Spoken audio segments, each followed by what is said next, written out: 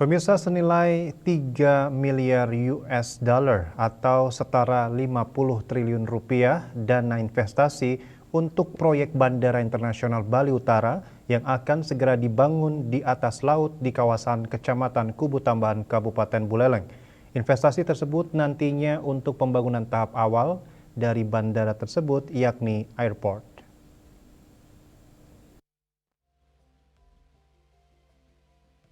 Tiga poin penting yang akan dibangun pada Bandara Internasional Bali Utara adalah airport yang mencakup runway, terminal, dan area pesawat, kemudian Aerocity sebagai pendukung di kiri dan kanan bandara, serta pembangunan Aerotropolis, yakni sebuah kota baru untuk mendukung bandara. Untuk pembangunan tahap pertama yakni airport ditargetkan mulai dibangun pada tahun 2025 dan selesai pada tahun 2028. Presiden Direktur PT Bibu Panji Sakti, Erwanto Sad Adiatmoko Hariwibowo sebagai kontraktor pelaksana menyebutkan telah menjalin MOU dan HOA dengan Cheng's Construction Group asal Tiongkok pada 9 November 2024 lalu.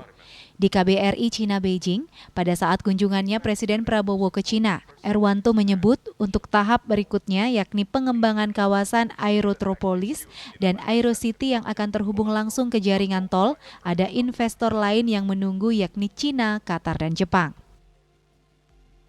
Yang sudah kita sign ada 3, ya, Cina, kemudian dari Qatar, sama dari Jepang, ya. Nah ini yang sudah, nanti menyusul minggu depan saya akan kirimkan rilisnya. Ada 2 lagi yang mau masuk lagi untuk tolnya.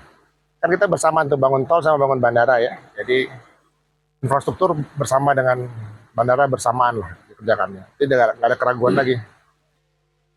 Dengan akan segera dibangunnya Bandara Internasional Bali Utara ini, Erwanto berharap semua masyarakat dan pemangku kepentingan di Bali untuk bersama-sama membangun Bali, khususnya Bali Utara, agar tercipta keseimbangan dan pertumbuhan ekonomi seperti di Bali Selatan. Yeseri Yuli, Bali TV.